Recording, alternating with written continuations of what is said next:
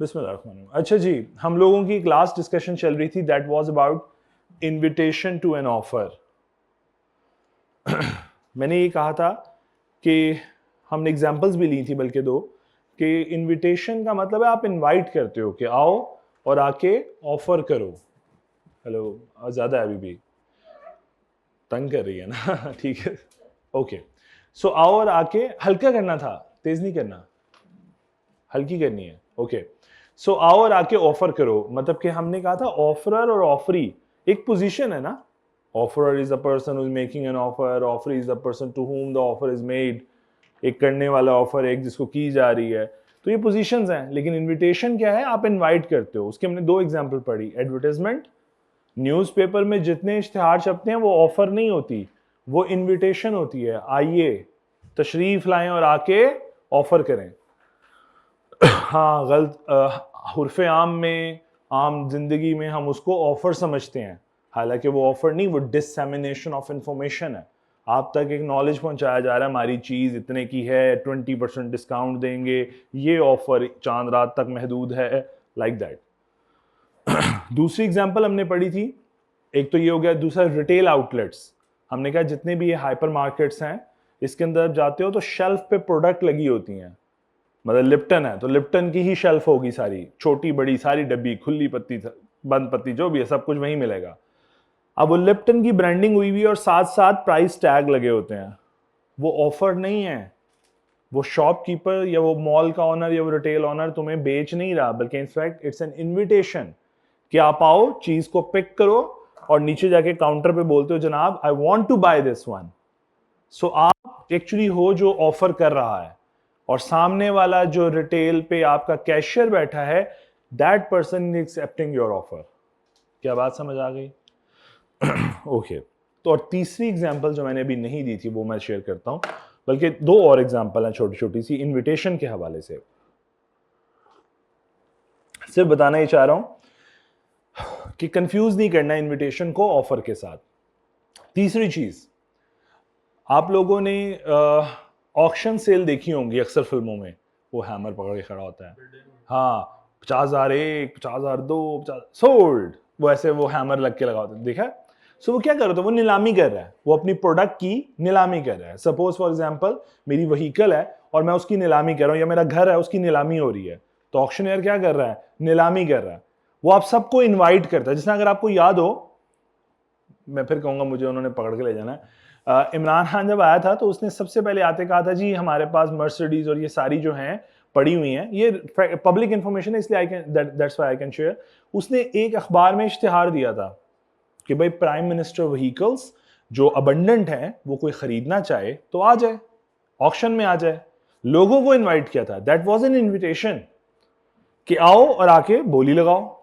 अब जब आप सारे बिडर बैठे हो और मर्सिडीज या जो भी बीएमडब्ल्यूज हैं वो खरीद रहे हो, तो मुझे एक बात बताओ, आप बिडर क्या कर रहे हो? In fact making an offer. से फॉर एग्जाम्पल ये कहता है 5 लाख, वो कहता है नहीं 10 लाख या 15 लाख, ये ऑफर्स हैं। And if I am selling it like an auctioneer, जो मैं नीलामी कर रहा हूं, तो मैं क्या करूंगा? मेरी ऑफरी की पोजीशन है, एक्सेप्टर की। मैं चाहूं तो एक्सेप्ट करूं या ना करूं। हाईएस्ट बिडर को यूजुअली मैं एक्सेप्ट कर लेता हूं, लॉजिकल भी है, ठीक है। हमेशा बेनिफिट ज्यादा आता अच्छा लगता है, कम आता तो नहीं अच्छा लगता। अच्छा, अब एक और पॉइंट, सपोज जी जी, ये इनविटेशन होती है। इनविटेशन, मैं वही तो कहा, हुर्फे आम में, आम लैंग्वेज में, बिजनेस लैंग्वेज में हम उसे ऑफर ही समझते हैं। अक्सर आपने न्यूज़पेपर में देखा नहीं, अक्सर ये, बल्कि इसमें मुझे अक्सर वो याद रह जाते हैं मल्टी फॉर्म वाले, वो अक्सर आप ईद में देखो ना, चांद रात में बेड रिप्लेस कर, मैट्रेस रिप्लेस करें old with a new one, और ये ऑफर चांद रात तक महदूद है।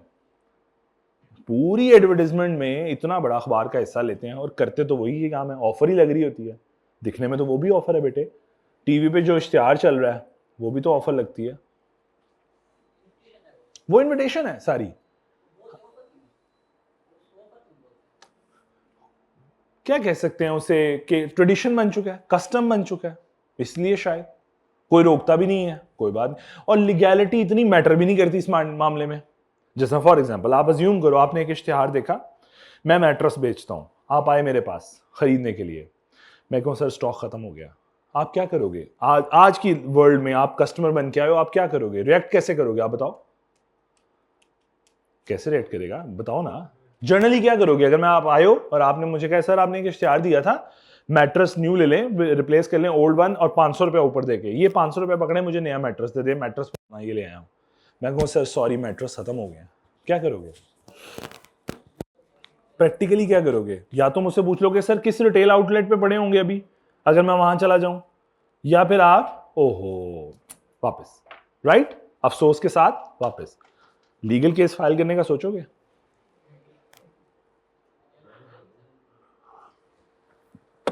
लीगल केस इसलिए नहीं फाइल करोगे, सोचो जरा क्यों? कॉस्ट उससे ज्यादा होनी है, वकील की फीस उस मैट्रेस की फीस से ज्यादा होनी है।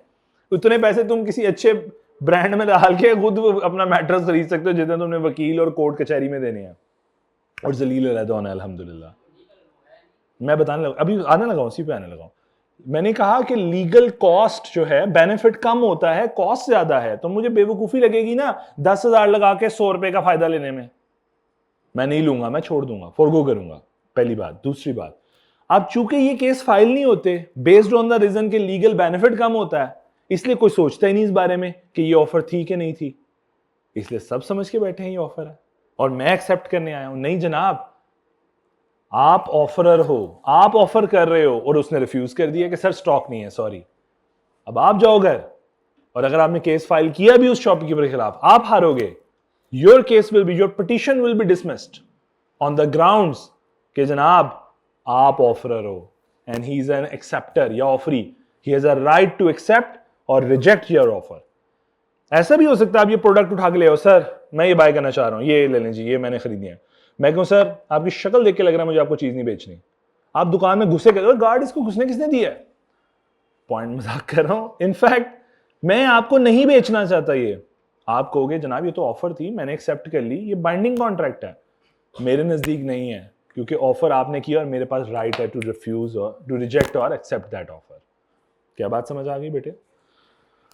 सो समटाइम्स ना इसको मैं दूसरे लैंग्वेज में समझाता हूँ, एमी फरसूदा एग्जाम्पल देने में आ गई है।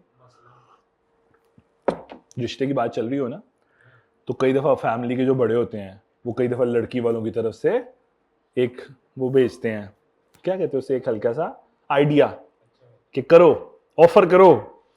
तो फिर तुम्हारे घर वाले जो बड़े होते हैं वो ऑफर करते हैं, जी हमें आपकी बेटी बहुत पसंद आई, हालांकि सोचा भी नहीं होता, बट ऐसे चल रही होती चीजें। सो ऑफर कौन कर रहा है?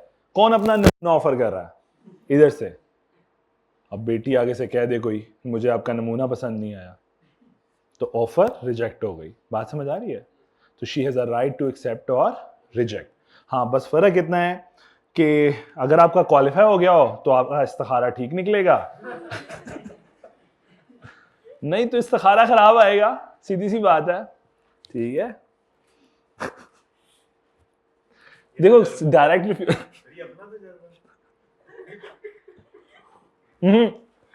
पर्सनल तजर्बा नहीं है। हम जब हम अपनी, मेरी जो कज़न सिस्टर्स थी, जब बहनें बड़ी थी तो उनकी शादी हो रही थी, तो हमें जब वो कोई नमूना अच्छा लगता था तो वो तो शादी हो जाती थी।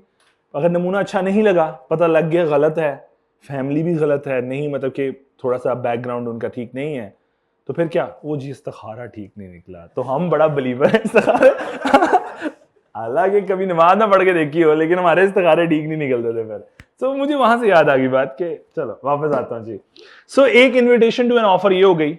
और लास्ट पॉइंट, कंपनी जो होती है ना, आप लोगों ने अब I2A पढ़ के आए हो तो आपको पता है कि कंपनी शेयर इशू करती है, बदले में आप लोगों से पैसे ले लेती है। ऐसा ही होता है ना, शेयर कैपिटल, फंड रेजिंग करती है कंपनी, मैं कंपनियों से बोझ दो, आप लोगों से पैसे लेता हूं और बदले में आपको शेयर्स देता हूं। अब मैं आपको अलॉटमेंट का तरीका समझाता हूं, ये होता कैसे है। कंपनी इनफैक्ट ऑफर नहीं करती, इनवाइट करती है कि जनाब आप तशरीफ लाएं और ऑफर करें। मैंने सुबह एक क्लास में दिखाया भी, अगर मैं यहाँ पे नेट चल रहा है हमारा, थोड़ा सा चलेगा, चेक कर लेते हैं, अगर चलता है तो मैं आपको कुछ चीज दिखा सकता हूँ फिर। अगर चलता तो ओ चल पड़ा, वाओ, खबरदार किसने मेरी रिकॉर्डिंग की तो। कोई बात नहीं, कोई बात नहीं, पासवर्ड नहीं नजर आएगा, वो गायबाना है।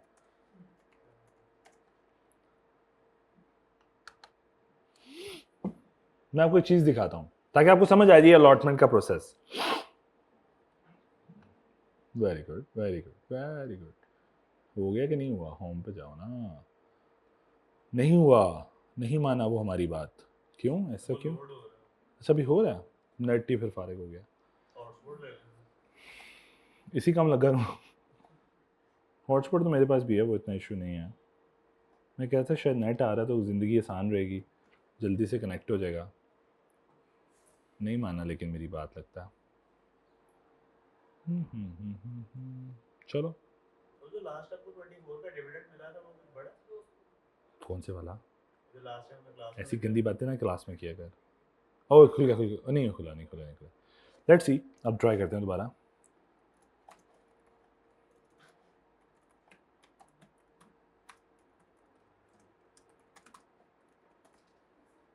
लेट्स सी, अगर ये ऑन हो जाता तो मैं आपको एक चीज़ दिखाना चाह रहा हूँ ताकि आप लोगों को समझ आ जाए। ऑनलाइन सेल परचेज की वेबसाइट है शेयर्स की। ऐसी कोई गंदे सवाल का जवाब नहीं दूंगा। सीडीसी की साइट होती है, मैं बताता हूँ, सेंट्रल डिपॉजिटरी कमेटी है, कंपनी है, और इनफैक्ट ये रेगुलेटर है इस सारे बुक एंट्री सिक्योरिटीज़ का। तो आई बिलीव हो रहा है अब। जस्ट अ मिनट, हो जा तेरी मेहरबानी, बच्चों को चीज़ दिखा दूँ। हो जा, नेट ही शायद फौत हो जाता है बीच में। अपना ही कनेक्ट कर लेते हैं, छोड़ दें जी।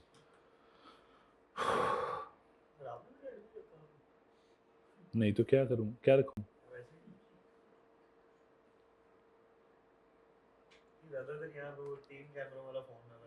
वो अमीर लोग हैं, मैं गरीब इंसान। सही बात है, शौक नहीं है, अमीरों वाले शौक नहीं पाले हुए मैंने। चलो नहीं जी, बिल्कुल नहीं चलना बंद हो गया जी। चलो आ जाना चाहिए था सूलन, अब तो टाइम ही ज़ाया कर रहे हैं हम लोग।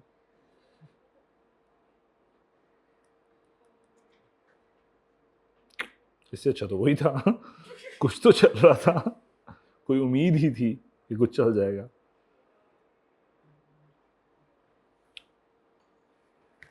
कहाँ फंस गया हूँ?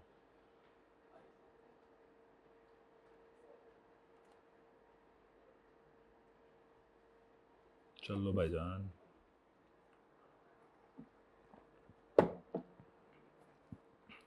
नहीं जनाब, माजरत, बाद में कभी दिखाऊंगा। इधर इस रूम में प्रॉब्लम है, नीचे वाले फ्लोर पे फिर नेट चल जाता है, इस वाले फ्लोर पे बहुत प्रॉब्लम है। ओके, मैं वैसे समझा देता हूँ। अलॉटमेंट में क्या होता है, मैं ये पोर्टल आपको खोल के इसलिए दिखा रहा था, यहाँ पे आपने देखना था कि कंपनी का ना एक सब्सक्रिप्शन आया होगा, इन्विटेशन आया होता था, उसके आगे एक बटन बना होता है सब्सक्रिप्शन का। आप उसे क्लिक करते हो, आपका बैंक अटैच होता है ऑलरेडी, आपके बैंक से पैसे कट जाते हैं, मतलब आपने अप्लाई कर दिया, ऑफर की, अब वो पैसे चले जाते हैं एक दरमियान वाले अकाउंट में, कंपनी के अकाउंट में नहीं जाते, एस्क्रो अकाउंट बोलते हैं, इंटरमीडियरी अकाउंट, उसमें चले जाते हैं। और फिर कंपनी फैसला करती है 7 दिनों में कि शेयर किसको देने और किसको नहीं देने। क्यों ऐसा है? उसके पास यहां से ये राइट कहां से आ गया? क्योंकि आप ऑफरर हो और वो ऑफरी है। It has a right to accept और रिजेक्ट दैट। हो सकता है ना, देखो मैंने फंड रेजिंग करनी है, मैंने ऑफर की 5000 शेयर, मैंने आप लोगों को एक ऑफर की कि मैं 5000 शेयर ऑफर करता हूं, और पब्लिक इतनी कीन है या पब्लिक इतनी वो उसमें इंटरेस्ट ले रही है कि उसने 8000 शेयर सब्सक्राइब कर दिए। अब मेरे अकाउंट में 8000 शेयर के पैसे पड़े हैं, मैं 8000 इशू करने नहीं है, मैंने कितने इशू करने हैं? 3000, और सॉरी 5000, तो 3000 एक्स्ट्रा को क्या करूं? Reject, reject. तो 7 दिनों में ऐसा होगा। अब मैं समझा क्या रहा हूं, ये देखो इस तरह कुछ हुआ है, कंपनी ने एक इनविटेशन भेजा और ये आया शेयर होल्डर के पास, शेयर होल्डर ने एक ऑफर की, ठीक है, टू द कंपनी, और ऑफर के साथ ही जो पैसे हैं जिसे सब्सक्रिप्शन मनी बोला जाता है, सब्सक्रिप्शन मनी, वो एक अकाउंट में डलवा दे। अब कंपनी के पास राइट है टू एक्सेप्ट और रिजेक्ट दैट ऑफर। वो जिनके पैसे एक्सेप्ट, जिनकी ऑफर एक्सेप्ट कर लेगी उनको शेयर इशू करेगी और इस अकाउंट से पैसा कंपनी के अकाउंट में चला जाएगा, और जिनको वो रिजेक्ट करेगी वहीं से पैसा वापस शेयर होल्डर के अकाउंट में चला जाएगा। ये एस्क्रो अकाउंट होता है, इंटरमीडियरी अकाउंट, जिसके ऊपर ना कंपनी का कंट्रोल होता है और ना ही शेयर होल्डर का। ये बिल्कुल ऐसा ही है, आप और मैं जुआ लगाएं और दोनों जीत की रकम जो है इसके पास रखवा दें कि जब हम में से कोई भी जीता तो उसको दे दें। तो ये बिल्कुल ऐसा ही है। सो इंशाल्लाह आप लोग आगे चल के CFAB में पूरा प्रोसीजर पढ़ोगे। ये समझाने का मकसद ये था कि allotment of share, issuance of share इस पैटर्न में होती है। दिखने में लग रहा है कंपनी शेयर इशू कर रही है, कंपनी इनविटेशन भेजती है, आप ऑफर करते हो, फिर वो सोचती है इसको दूं कि ना दूं, क्योंकि डिपेंड करता है ना।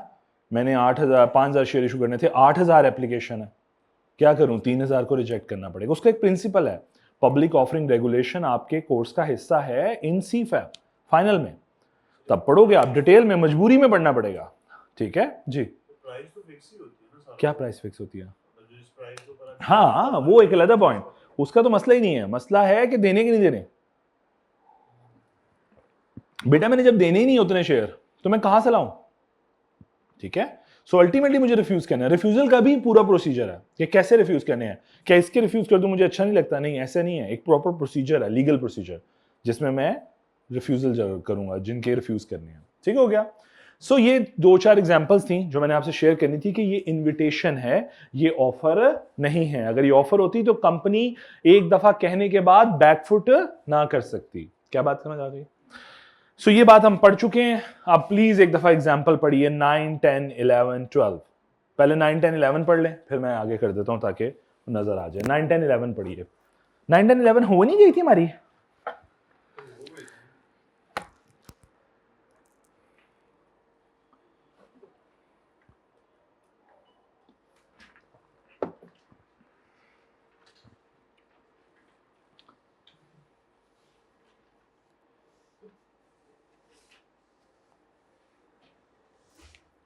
हो गई थी तो 9, 10, 11 हो गई थी। तो फिर 12 पढ़िए।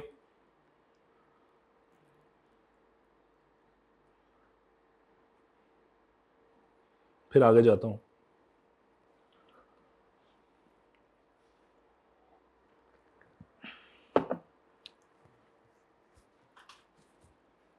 जी क्लियर 12? सॉरी ये बहुत ही नीचे आया हुआ। 12 क्लियर सबको? अच्छा, जो आज बच्चे नहीं आए हैं उनके लिए बता दूं कि हमारा पैटर्न ये होता है कि एग्जाम्पल बच्चा खुद पढ़ता है ताकि उसका थोड़ा दिमाग चले, और सेकेंडली इस क्लास का एटमॉस्फेयर आपके आने से पहले ये बन चुका हुआ है कि किसी को कोई एग्जाम्पल अगर समझ ना आए तो वो बिला झिझक पूछेगा, इस बात की परवाह किए बगैर कि साथ वाले को समझ आ गई है मुझे क्यों नहीं आई, और दूसरा कि शायद इंग्लिश का प्रॉब्लम हो तब भी कोई फर्क नहीं पड़ता। ठीक है, you are free to discuss anything, और कोई बंदा किसी पे हंसता नहीं है, ऐसा नहीं करता कि भाई इसने एग्जाम्पल क्यों पूछी मुझे तो समझ आ गई, नहीं ऐसा कोई नहीं। हमने एटमॉस्फेयर ऐसा बिल्ड किया हुआ है कि कोई भी कुछ भी पूछ सकता है। चलो जी, लें जी आगे चलूं जी, यहां तक क्लियर है सबको? लो जी, हमने अब तक जो चीजें पढ़ी हैं उसमें पढ़ा है कि ऑफर क्या होती है, एक्सेप्टेंस क्या होती है, कॉन्ट्रैक्ट कैसे बनता है, उसमें कितने एलिमेंट्स शामिल हैं, यही बातें पढ़ी हैं अब तक हमने सिर्फ, और ऑफर की कुछ कंडीशंस पढ़ी हैं। सो मैंने जिस तरह बताया था पहले भी, वो यही था कि चैप्टर 2 के अंदर 2 ही एलिमेंट डिस्कस होने हैं, वो है ऑफर और एक्सेप्टेंस। और इस ऑफर के हवाले से अभी तक हमने सिर्फ की हैं। अब एक और बात छोटी सी डिस्कस करने लगा हूं, और वो है कि कम्युनिकेशन, ये सही है, और वो है कम्युनिकेशन। अब वंस अगेन जो बात बताने लगा हूं इतनी आउटडेटेड बात है, लेकिन क्या करें, मजबूरी है। 1872 वाला कॉन्ट्रैक्ट पढ़ रहे हैं, बात गलत नहीं है, लेकिन आज का बिजनेस सेक्टर जो है या बिजनेस वर्ल्ड जो है इससे कहीं गुना मल्टीपल फैक्टर पे चल रही है, मल्टीपल एक्स पे चल रही है। ऐसा ही है ना? आज के जमाने में अगर कोई ऑफर भेजनी है तो सबसे आसान काम, जो सबसे आसान मोड और क्विकेस्ट मोड यूज किया जाता है वो ईमेल है। बट यहां पे जो समझाया जा रहा है वो कह रहा है कम्युनिकेशन ऑफ ऑफर कंप्लीट। कब समझा जाएगा कि एक ऑफर जो है वो वैलिड है, वो कंप्लीट हो गई है, कम्युनिकेट हो गई है? कब समझा जाएगा? बड़ी आसान बात है, जब सामने वाले के नॉलेज में आ जाए, बात खत्म। ये प्रिंसिपल है। The communication of an offer completely communicate हो गई, is complete when it comes to the knowledge of the person to whom it is, जब अगले वाले की नॉलेज में आ गई। तो आज आप ईमेल करते हो, अगले ने मोबाइल में ईमेल खोली हुई है, साथ ही उसके नॉलेज में आ गई, मतलब ऑफर कंप्लीट हो गई। अब ऐसा क्यों समझ रहे हैं? कम्युनिकेशन प्रिंसिपल को ऐसे क्यों समझ रहे हैं? क्योंकि हमने इसमें रेवोकेशन का प्रिंसिपल ऐड करना है। देखो, हो सकता है ना ऑफर करने के बाद दिमाग में कोई दूसरी थॉट आ जाए कि नहीं यार कम सस्ती ऑफर कर दी है, या इसको नहीं बेचना इसको बेचना है। सेकंड थॉट हो सकती है, राइट? हर एक का राइट है। तो हो सकता है ऑफर देने के बाद चाहूं कि वापस ले लूं, बैकफुट कर जाऊं, विदड्रॉ कर लूं। कई बिजनेस कॉन्ट्रैक्ट्स ऐसे होते हैं कि सम टाइम ऑफर आती है और वापस चली जाती है, आप नहीं ऑफर करते, आगे एग्जीक्यूट। मेरी बात समझ आ रही है? इसलिए ये प्रिंसिपल समझ रहे हैं ताकि इस टाइम लाइन को बाद में, अब इसका मतलब ये हुआ कि अगर पुराने जमाने की बात करें, वही 1872 को, और मैंने कराची के किसी बिजनेसमैन को ऑफर करनी है लाहौर से, तो मेरा जो खत है वो बेचारा ट्रैवल करके 2 दिन बाद 3 दिन बाद कराची पहुंचता था, राइट? स्लो सिस्टम था ना। अब भी 1 दिन लग जाता है, तो 3 दिन तो लगते होंगे पोस्ट में, 3 दिन बाद कराची पहुंचता था। तो इसका मतलब है ऑफर कब कंप्लीट होती है? When it comes to the knowledge of the, मतलब अगर मैंने आज 10 तारीख को भेजा और 13 को मिला है, तो ऑफर 13 को कंप्लीट हुई है। और बड़ी आसान सी बात यहां पे, अगर सेकंड थॉट आ जाए उसके बाद, खत भेजने के बाद, तो क्या करूं? कॉल करके कह दूं सर एक लव लेटर भेजा है, आएगा तो फाड़ के फेंक दीजिएगा। यही होगा ना? सर मैंने एक ऑफर की है, मैं ऑफर टर्न डाउन कर रहा हूं, तो लेटर मिलिएगा तो डिस्कार्ड कर दीजिएगा, सिंपल। वो वर्बल भी हो सकती है, लेकिन बिजनेस वर्ल्ड चलती ही रिटर्न पे है, क्या करें? नहीं, जरूरी नहीं है। मैंने तो बताया कि ऑफर भी वैलिड है अगर वर्बल कर लें, लेकिन हाँ खत तो, वो कहते हैं ना डॉक्यूमेंटेशन क्यों करते हैं? अपने आप को कल को सिक्योर करने के लिए, पोजीशन को सिक्योर करने के लिए। कल के कोर्ट ऑफ लॉ में जब हमें कहा जाएगा एविडेंस पेश करो कि ये तुम्हारा कस्टमर था या तुमने ऑफर की थी, we have some written evidence, ठीक है? अब जिस तरह देखो आज की बिजनेस वर्ल्ड किस तरह चल रही है, मैं तुम्हें थोड़ा सा एक गाइड करता हूं, तुम पढ़ के भी आए हो, तुम लोगों ने GDN GRN I2A में पढ़े होंगे लाजमी, good dispatch note, good receive note, आपको पढ़ाए गए होंगे एक प्रोसेस के अंदर। अब ये क्या है? मैं अगर आपको एक सिंपल सी बात बताता हूं, हमारी गुड्स जो, या चलो यूं प्रोसेस समझाता हूं, थोड़ा आसान, थोड़ा सा हिस्सा बताऊंगा, सारा नहीं बताऊंगा क्योंकि फिर बहुत लंबा हो जाएगा। मेरी फैक्ट्री को जब ऑर्डर जाता है, जब जाता था, मैं ऑफिस में था, तो फैक्ट्री क्या करती थी? एक GDN बनाती थी, गुड डिस्पैच नोट, और उसकी निकालती थी 3 कॉपीज, ठीक है? पहली कॉपी वहां से उस ड्राइवर को, जो ट्रक वाला ड्राइवर था, उसको दे दी जाती थी कि जाना और कस्टमर को दे देना। एक कॉपी बाहर गार्ड को दे देना और एक कॉपी वो संभाल लेते थे, ठीक? फिर होता क्या था, वो गार्ड को दिखा के एक कॉपी देके चला जाता था एग्जिट नोट लेके। जैसे अक्सर आप वर्कशॉप पे भी जाओ तो वो आपको जाते हुए गेट पास देते हैं कि सर आपको बाहर सुजुकी से बाहर या होंडा से बाहर नहीं जाने देंगे जब तक आप ये गेट पास नहीं दिखाएंगे। वो गेट पास देते हैं ड्राइवर को, ड्राइवर गेट पास देके चला जाता है। निशाद गया, सफायर गया, उनको जाके माल देता है, और जब माल अनलोड करवा देता है तो उनसे कहता है सर ये इस पे साइन कर दें, मैंने वापस लेके जाना है कि आपको ये माल मैंने डिलीवर कर दिया है। तो वो उस पर रिसीविंग दे देते हैं, वो वापस लेके आता है और अकाउंट्स डिपार्टमेंट को जमा करा देते हैं कि जनाब ये वापस आ गया है। अब 1 GD पड़ा है फैक्ट्री में, 1 GD आ गया अकाउंट्स डिपार्टमेंट में। क्या मेरी बात समझ पा रहे हो? अगर आज भी बिजनेस वर्ल्ड वर्बल तो चल सकती है, इतना पुराना रिलेशन चल रहा है, 10-10 साल से बिजनेस कर रहे हैं उनके साथ, तो फिर भी आज रिटर्न क्यों कर रहे हैं? कल को रिप्रेजेंट करने, कल को निशाद वाले मुंह उठा के कह दें या सफायर वाले कह दें जनाब आपने तो माल ही नहीं भेजा, तो हम क्या करेंगे? वही रिसीट निकालेंगे जिस पे ठप्पा लगा के निशाद ने भेजा होगा, उनके किसी क्वालिटी इंस्पेक्टर का ठप्पा होगा कि भाई हमने इतना माल रिसीव कर लिया। क्या मेरी बात समझ पा रहे हो? तो डॉक्यूमेंटेशन इस वजह से जरूरी है कि आज भी बिजनेस वर्ल्ड इस चीज से बाहर नहीं आ सकी। इवन कि SAP की इंप्लीमेंटेशन के बावजूद भी आप डॉक्यूमेंटेशन आप कर रहे होते हो हार्ड फॉर्म में, क्या करें, मजबूरी है, ठीक है? वापस आता हूं। ये बात समझ आ गई। अब आगे चलता हूं। अब इसी से एक बात जुड़ी भी समझाने लगा था कि अगर मेरा खत 3 दिन बाद 10 तारीख को भेजा और 13 तारीख को पहुंच रहा है, तो मेरे पास 3 दिन का टाइम पीरियड है जिसमें मैं अपना माइंड चेंज हो जाए तो अपनी ऑफर को विदड्रॉ। बड़ी आसान सी बात यह है कि एक्सेप्टेंस से पहले पहले, कबूल करने से पहले पहले, मैं जब भी अपनी ऑफर विदड्रॉ करना चाहूं मैं कर सकता हूं। ये लॉ मुझे राइट देता है। क्या बात समझ आई? Before acceptance I can withdraw my offer, उस पर कोई बार नहीं है। वो अभी चलते हैं ना आगे, एक्सेप्टेंस पे जाएंगे, उसके प्रिंसिपल देखते हैं, ठीक है? वो हर केस में आपको पता लग जाएंगे, कोई इशू नहीं है इसमें।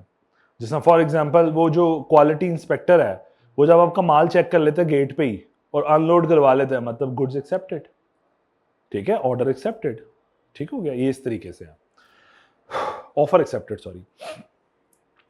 हम रिवोक कर सकते हैं। तो उसने कहा रिवोक का मतलब है, रेवोकेशन मींस विदड्रॉ करना, बैकफुट करना। एन ऑफर में be revoked in the following ways. Number 1, by the communication of notice of revocation by the offerer to the other party before acceptance से पहले पहले ऑफरर के पास राइट मौजूद था, तो उसने अगर एक्सरसाइज कर लिया अपना राइट, उसने रेवोकेशन कम्युनिकेट कर दी है कॉल पे, ऑब्वियस बात है हमारे पास टाइम लैग है, ये जरा समझना, हमारे पास टाइम है 10 से लेकर 13 तारीख तक, तो ऑब्वियस बात है इसके दौरान इस 13 तारीख को एक्सेप्ट होने से पहले पहले हमने इनफैक्ट क्या करना है, विड्रॉ कर सकते हैं।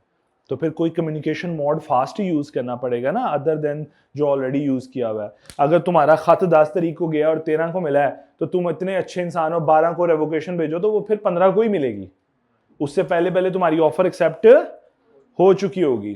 तो अगर ऑफर एक्सेप्ट होगी, it will be a binding contract, आप पीछे नहीं हट पाओगे। जब एक दफा कॉन्ट्रैक्ट बन गया, पीछे हटना क्या है, गुनाह कबीरा, जो ब्रीच ऑफ कॉन्ट्रैक्ट समझा जाएगा। क्या बात समझ आ रही है? कॉन्ट्रैक्ट तोड़ दिया तो फिर क्या होगा, डैमेजेस, पेनल्टी, कंपनसेशन, पेनल्टी नहीं कहना चाहिए, कंपनसेशन। जी बात समझ आई? कुछ पल्ले पड़ रही है बातें। So by the communication of notice of revocation, revocation का नोटिस भिजवा दो by the offeror to the other party, अगर वो भिजवा दे बिफोर एक्सेप्टेंस।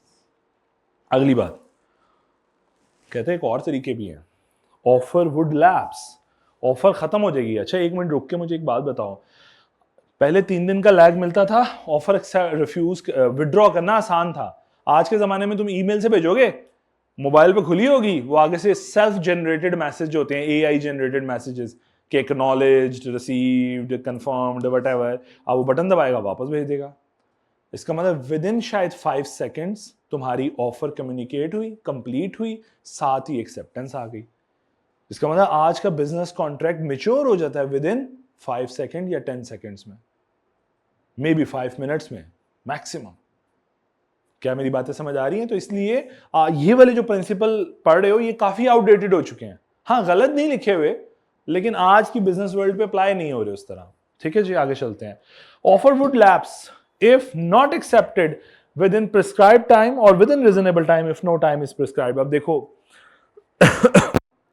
मैंने एक ऑफर दी, सपोज गुड नेम उमर को, मैंने एक ऑफर दी उमर को कि यार मैं आपको ना, तो जी मैं यहाँ पे एक बना लेता हूँ छोटा सा, ये सलमान साहब है जी, बगैर टांगों की बना दिए सॉरी, ये सलमान साहब है और ये उमर साहब है। उमर एरो की डायरेक्शन ध्यान रखिएगा। सलमान ने उमर को गुड्स की ऑफर की है, ठीक है जी, और कहा है कि जी तुम्हारे 5 डेज के अंदर अंदर मेरी ऑफर को एक्सेप्ट करना है।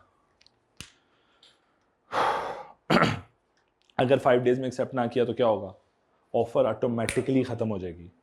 You have 5 days to accept और रिजेक्ट दैट ऑफर। अब 2 चीजें हो सकती हैं, या तो उमर पढ़े और साथ ही रिजेक्ट कर दे, ठीक है, पहला तरीका, लेटर रिसीव हुआ, कॉल की, रिजेक्टेड, मुझे नहीं पसंद आई आपकी ऑफर, समझ नहीं आ रही, thank you so much, I have no interest in that, खत्म। सो ऑफर वैसे ही खत्म हो गई, लैप्स हो गई, पहला तरीका। इसका मतलब ऑफर लैप्स हो जाती है बाय रिजेक्शन भी, बाय रिजेक्शन के एक्सेप्टर ने रिजेक्ट कर दिया, या यूं कहूं ऑफरी ने रिजेक्ट कर दिया, पहली बात, ठीक है। तो यहां पे लिखा होगा कहीं पे नहीं, अच्छा वो आगे चल के होगा, चलो। और दूसरा सिनेरियो, उमर ने 5 दिन गुजार दिए, ऑफर खत्म, ऑफर उसके बाद एक्सेप्ट नहीं की जा सकती। ये तो फिर वही होगा ना कि कंडीशनल ऑफर थी, कंडीशन मीट नहीं हुई, ऑफर उस तरह भी समझ सकते हो, लेकिन अभी ये एक पॉइंट अलग है, वो अलग है कि यहाँ पे कंडीशन टाइम है, मैंने टाइम स्पेसिफाई किया 5 दिन। ये अक्सर आप लोग देखते हो, अगर आपको गौर करो, थोड़ा सा रियलिस्टिकली एग्जांपल देने लगा हूं, रियल स्टेट की एग्जांपल, घर खरीदने जाओ, एक बयाना बोलते हो ना उसे, टोकन मनी, वो जमा कराते हो, ये जी सर 10,000 लें या 20,000 25,000 लें, बाकी पैसे, अब ये घर आपने किसी और को सेल, ये ऑफर हमने एक्सेप्ट कर लिया, ये 5,000 10,000 15,000 पकड़े, बाकी पैसे आपको 15 दिन में मिल जाएंगे। और अगर 15 दिन में ना दो, फिर ऑफर लैप्स हो गई, तो वो जो पैसे हैं वो फॉरफीट हो जाते हैं, आपको पता है, बयाना फॉरफीट हो जाता है, जब्त हो जाता है, वापस नहीं मिलता। अगर फॉर एग्जांपल मैंने अपना घर बेच रहा था, तुम आए हो, तुमने घर पसंद आया, तुमने कहा ये 20,000 रखें सर, ये बयाना, अगले पैसे 30 दिनों के अंदर पूरे पैसे पे करके घर आपसे अपने नाम पे सेल करवा लूंगा। अब ये हमारे दरमियान एक तो सेल कॉन्ट्रैक्ट होना है जो महीने बाद होना है, जिसमें तुम मुझे पैसे दोगे मेरे घर के, से मैं कहता हूं मेरा घर है जी 5 मिलियन का, तुम मुझे 5 मिलियन दोगे और मैं तुम्हें घर के कागजात दे दूंगा और ऑनरशिप ट्रांसफर कर दूंगा तुम्हारी। ये तो एक अलग कॉन्ट्रैक्ट है जो अभी महीने बाद होना है। एक और कॉन्ट्रैक्ट हो रहा है अभी हमारे दरमियान, क्या? 20,000 ले और अब जबान खामोश रखिएगा, मुंह खामोश रखिए, लोगों को बताते ना फिरिएगा ये घर है मैं बेच रहा हूं, बिकॉज राइट नाउ अब 20,000 इसी चीज के दे रहे हो कि ये रखो, अब किसी और को नहीं दिखाना, तेरी मेरी कमिटमेंट फी दे रहे हो एक्चुअली। क्या मेरी बात समझ आ रही है? और अगर आपने मुझे कमिटमेंट फी दी है, अब मैं घर किसी और को नहीं दिखा सकता, ठीक है, पहली बात।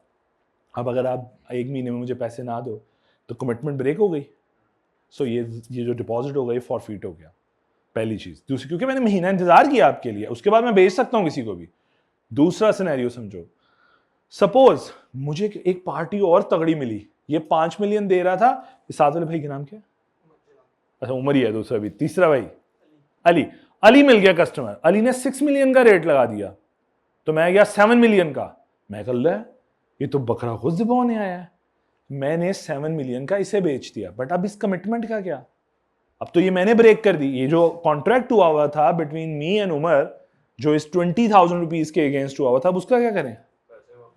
पैसे वापस नहीं होते, डबल बयाना वापस होता है, डबल बयाना वापस होता है, क्योंकि 20,000 तो उसके हैं, वो तो वापस करने के नहीं, मेरे कौन से पे हो गए हैं, वापस करने के नहीं है, लेकिन उसके साथ डैमेजेस भी पे करने पड़ेंगे to for breaching that contract.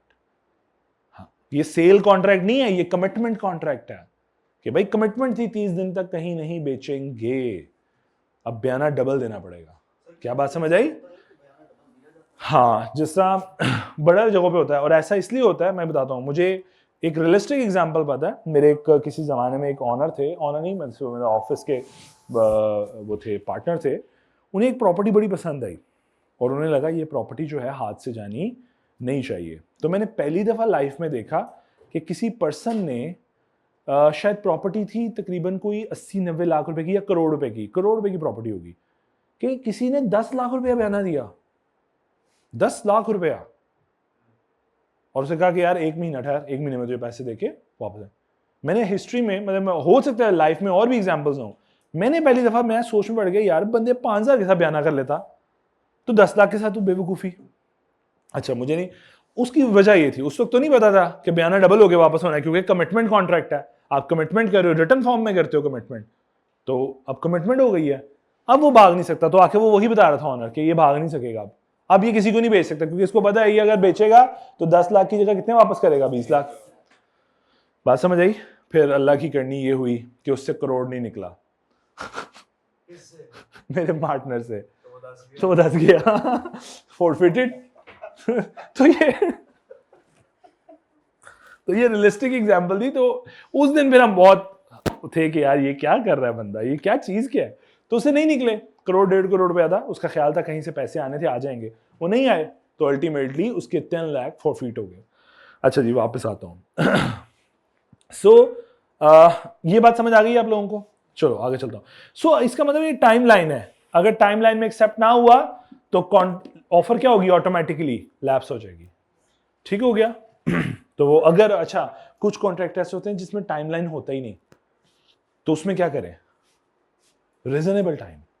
अब रीजनेबल टाइम की कोई डेफिनेशन नहीं है कि फॉर एग्जांपल मैंने ऑफर की, आपने एक्सेप्ट करनी है, मैंने कोई टाइमलाइन नहीं दिया, तो इसमें रीजनेबल टाइम चलेगा। अब रीजनेबल टाइम कैसे डिटरमिन होगा? इंडस्ट्री टू इंडस्ट्री वेरी करेगा। जिस तरह मैंने बड़ी दफा एग्जांपल दी है, आप ऑटोमोबाइल इंडस्ट्री में जाते हो, आप क्या नॉर्म बने हुए हैं वहां पे? आप पैसे जमा कराते हो, 6 महीने इंतजार करते हो, उसके बाद और पैसे देते हो जो बाकी पेमेंट होती है, फिर जाके आपको नहीं ऑन मनी नहीं, जो आप मतलब आप तो शुरू में तो एक पे ऑर्डर देते हो ना, एक एडवांस का, फिर आप 6 महीने बाद जब व्हीकल डिलीवरी का टाइम आ जाता है आप बाकी पेमेंट भी करते हो, फिर जाके बिजनेस नॉर्म है कि आपको व्हीकल की चाबी दी जाती है, राइट? जबकि अब जरा थोड़ा सा बिजनेस जो नेचर ऑफ बिजनेस है चेंज करो। किसी इंडस्ट्री में, जो किसी केमिकल में, किसी मैन्युफैक्चरिंग इंडस्ट्री में, वो अपना माल बेचती है और फिर 30 दिन बाद जाके कहती है यार 30 दिन हो गए, उधार दिया हुआ है, पैसे दे दो। तो दोनों इंडस्ट्री के नॉर्म्स क्या हैं? डिफरेंट है। तो आपने ये देखना आप किस इंडस्ट्री में और किस नेचर ऑफ ट्रांजैक्शन में ऑपरेट कर रहे हो। क्या बात समझ आई? वो रीजनेबल होगा, टाइम कोई डिफाइन नहीं है रीजनेबल। क्या बात समझ आ गई? सो वो कहते हैं जी ऑफर वुड लैप्स, ऑफर खत्म हो जाएगी if not accepted within prescribe time, अगर दोनों पार्टीज ने टाइम प्रिस्क्राइब किया हुआ था और उस टाइम में नहीं की, ऑफर लैप्स्ड, और with in reasonable time if no time is prescribed, और अगर कोई टाइम डिफाइन नहीं है तो रीजनेबल होना चाहिए। ये नहीं है मैंने ऑफर आज की है कि I want to sell this laptop to Umar for 1 lakh rupees, Umar साहब को 7 महीने बाद होश आ रहा, कहता है सर मैं आपकी ऑफर एक्सेप्ट करता हूं। मेरे को जनाबे वाला उस लैपटॉप के 2-3 बच्चे होने हैं, ठीक है या पास ऑन, बात समझ आ रही है? अब ऑफर बची नहीं हुई थी क्योंकि रीजनेबल टाइम एक्सपायर हो चुका है। क्या बात समझ आई है थोड़ी सी? अच्छा, अब तीसरी चीज क्लॉज सी है, पहली बी जैसी ही है, लेकिन अब यहां पे वो कंडीशन का वर्ड इस्तेमाल, तो ये भी तो कंडीशन ही थी, टाइम भी तो कंडीशन थी, स्टिपुलेशन ही थी ना, कोई बात नहीं।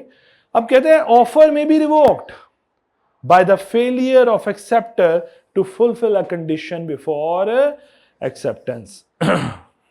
इसको यूं समझा देता हूं कि फॉर एग्जांपल कॉलेज ने आप लोगों को ऑफर की IACA में एडमिशन लीजिए, ठीक है, लेकिन 60% मार्क्स लेकर आइएगा इंटर के, फिर ही एडमिशन मिलेगा। अब ये ऑफर है, आपके 60% नहीं आए तो क्या होगा? एडमिशन मिलेगा? तो जो कॉलेज की ऑफर थी वो खत्म हो जाएगी, लैप्स्ड हो जाएगी, ऑटोमेटिकली लैप्स्ड हो जाएगी क्योंकि आपने कंडीशन फुलफिल नहीं की। सो किसी भी ऑफर जो कि कंडीशनल ऑफर है किसी भी किस्म की, वो अगर आपने अचीव ना की तो वो ऑफर ऑटोमेटिकली लैप्स हो जाती है। क्या बात समझ आई? लास्ट पॉइंट, ऐसे लास्ट पॉइंट पढ़ाने से पहले ABC से रेलेवेंट जो एग्जांपल है ना 14, 15 और 16, ये जरा पढ़ो, बल्कि 17 तक, 14, 15, 16, 17 जरा देखो समझ आती है। फिर मैं आखिरी बात समझाता हूं, आखिरी बात थोड़ी सी टेक्निकल है तो मैं समझाता हूं।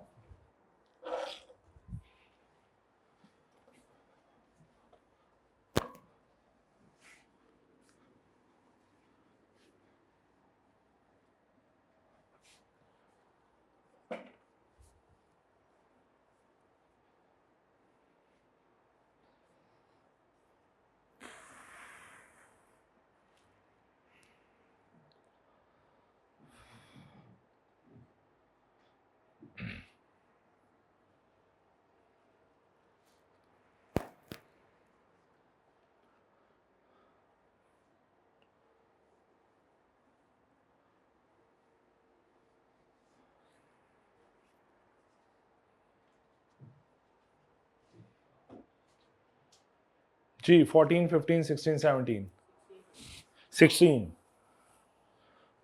शेयर्स अलॉटमेंट का जो पूरा प्रोसेस है वो 1-2 महीने में परफॉर्म हो जाता है। ये वही वाली बात है कि रीजनेबल टाइम 1-2 महीने का हो सकता था। Maria applied for the share, Maria ने मई में शेयर अप्लाई किए हैं और उसे शेयर इशू हो रहे हैं नवंबर में, वो 5 महीने बाद, 5 महीने बनते हैं ना, ये कौन सा रीजनेबल टाइम है? लॉ के मुताबिक एक्सेप्टेंस जो है ना 7 दिनों में होती है।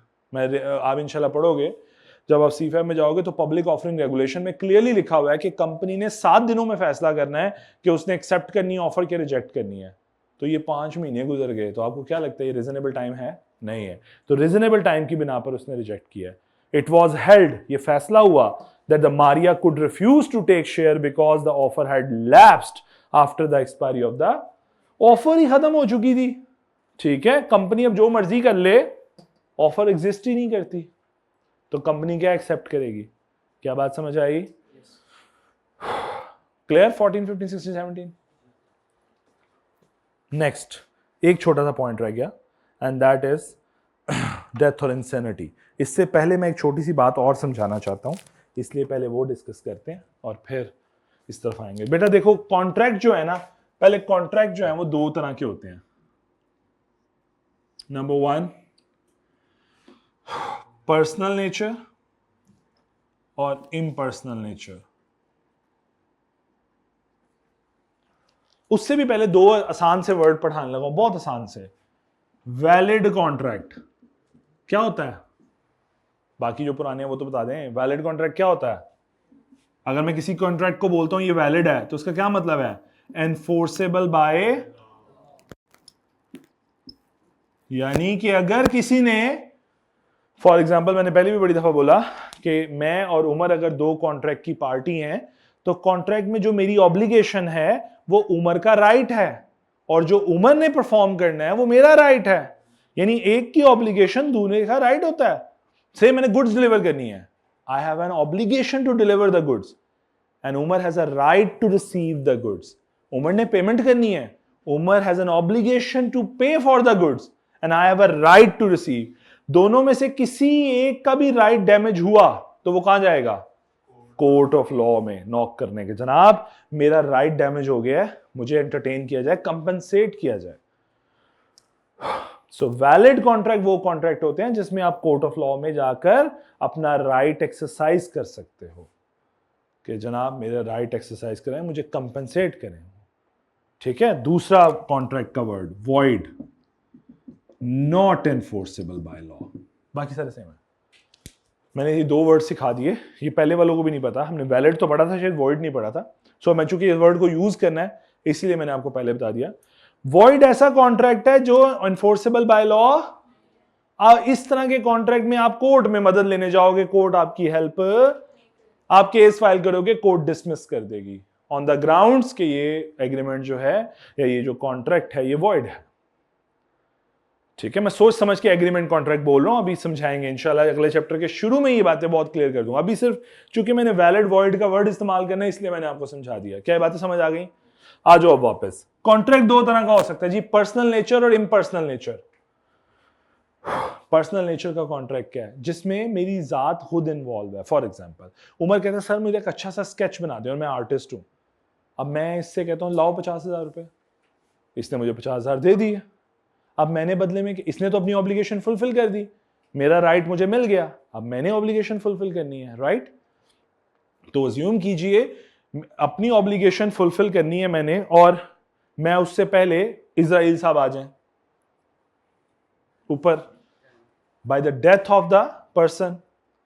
अब क्या ये मेरे बेटे से बनवा लेगा स्केच, उसी 50,000 में एक्सेप्ट कर लेगा? या कोई और मेरे बिहाफ पे बना दे अगर स्केच तो क्या एक्सेप्ट कर लेगा? नहीं. क्यों? क्योंकि इसने जो पेमेंट की है ना वो मेरे स्किल सेट्स के अगेंस्ट की है. ये कभी भी विश नहीं रखता था इस कॉन्ट्रैक्ट में कि मेरी जगह कोई और परफॉर्म कर दे,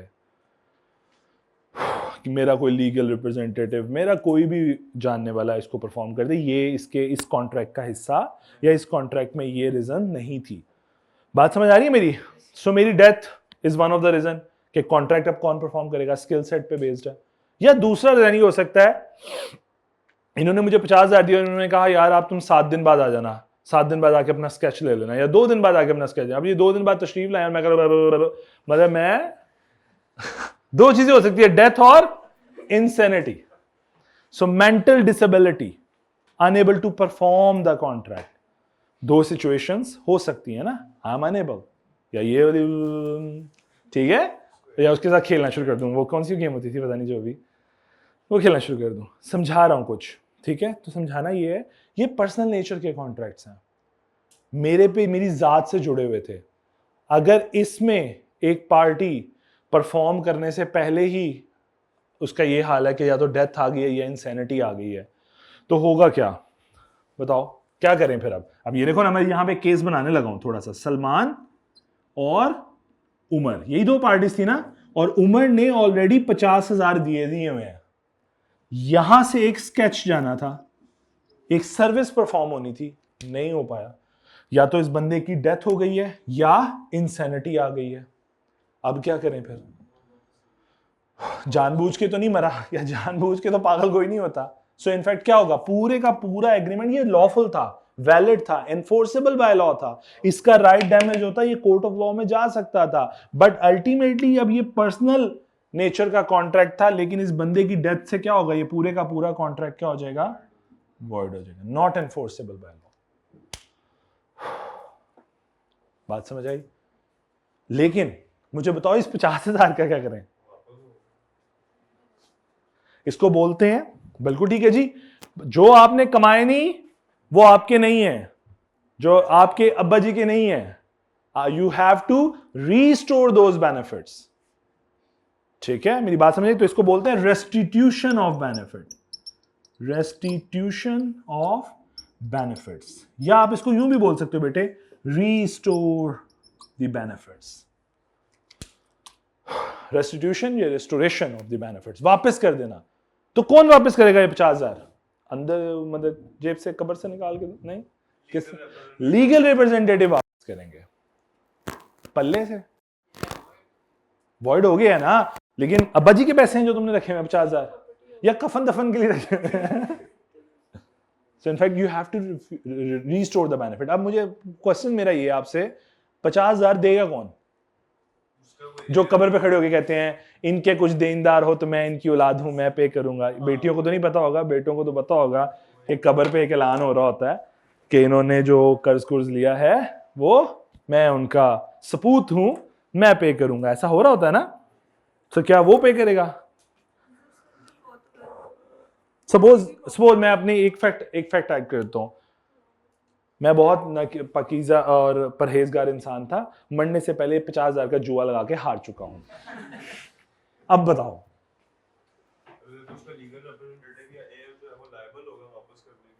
अच्छा इस तरह तो फिर बाप पहुंची हुई हस्ती हो तो बच्चा सारी जिंदगी उसी का कर्जा उतारता रहेगा।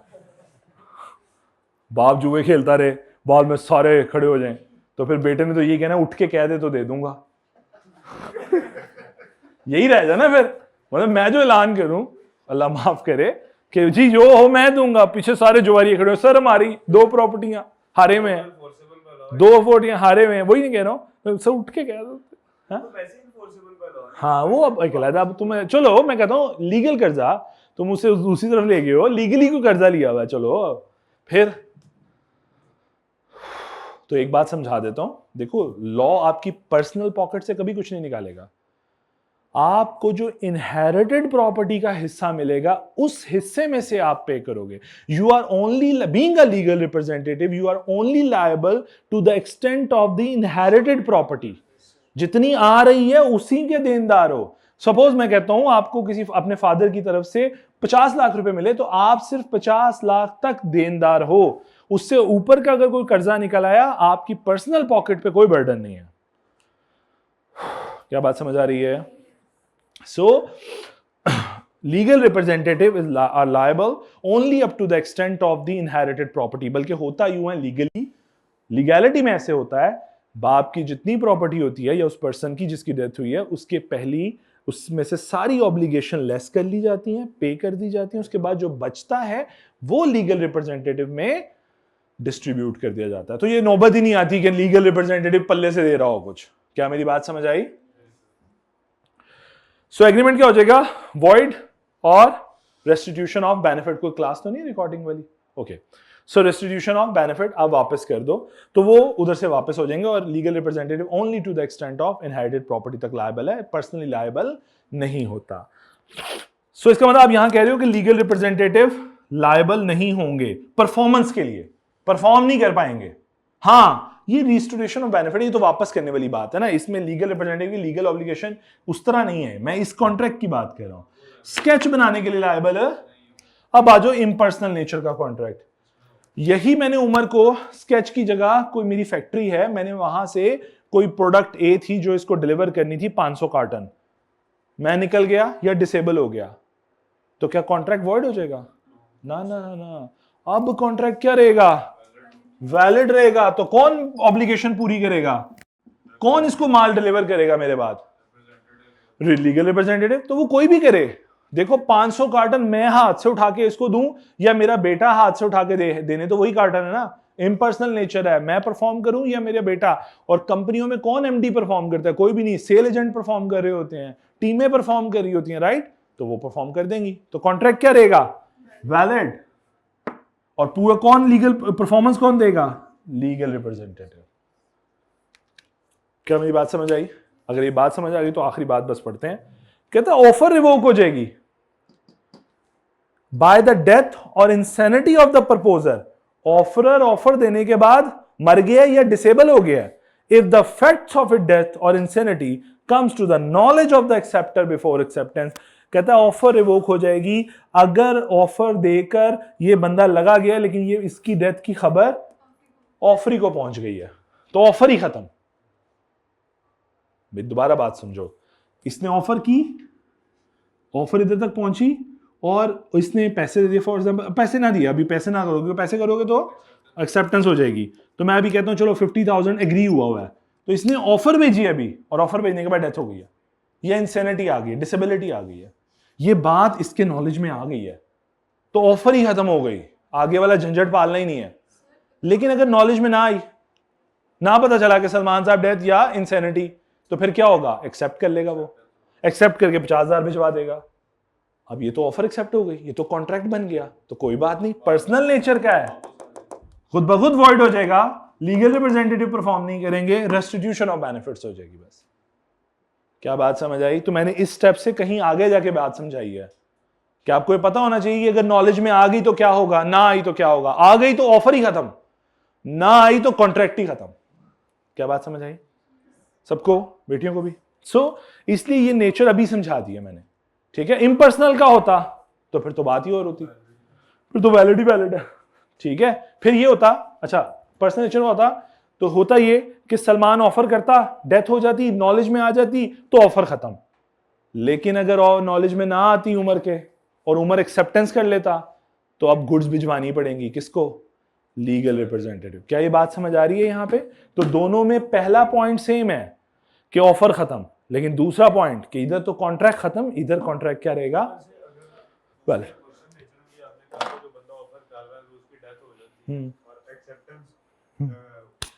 ऑफरी का जो वो है नॉलेज हाँ बात पहुंची है डेथ के, हाँ वो डिटरमिन करेगा एक्सेप्टेंस होनी। एग्जैक्टली लेकिन अगर कोई एक्सेप्ट कर नहीं लेता, उसको नॉलेज है, तो कॉन्ट्रैक्ट में फिर भी बाइंड। बिल्कुल ट्रू। लेकिन देखो ना, दोनों स्टेजेस के ऊपर, दो स्टेजेस हैं डिफरेंट।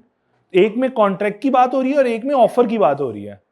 मैं कह रहा हूं जान ही छूट जाएगी, ऑफर से पहले पता, दोस्त है अच्छा था, डिलीवरी करनी थी, पता लगा डेथ हो गई है, तो अब एक्सेप्टेंस से पहले पता लग गया, अब ऑफर ही खत्म। हाँ गुड्स लेना चाहे तो उसके बेटे के साथ कॉन्ट्रैक्ट करे, अब वो नया कॉन्ट्रैक्ट करेगा उसके बेटे के साथ। क्या मेरी बात समझ आई है? देखो बिजनेस वर्ल्ड में कोक के कई, मेरा ख्याल 120-25 साल मैंने पहले भी एग्जांपल दी, गुजर चुके हैं, राइट। मेरा ख्याल है 2 जनरेशन मर गई होंगी इस दौरान, ऑनर्स की 2 जनरेशन तो गुजर चुकी होंगी ना शेयर होल्डर की। 120 साल हो गए हो तो जिए भी हो तो आखिरी जनरेशन बिल्कुल मरने के करीब होगी, व्हाटएवर। तो कंपनी तो चल रही है ना, बिजनेस तो हो रहा है, इम्पर्सनल नेचर है, दूसरे लोग चलाना शुरू कर देते हैं, उसमें क्या है? कॉन्ट्रैक्ट नए लोगों के साथ हो जाएगा। क्या बात समझ आई? लो जी, अल्लाह ताला आप सबको आसानी फरमाए। Thank you.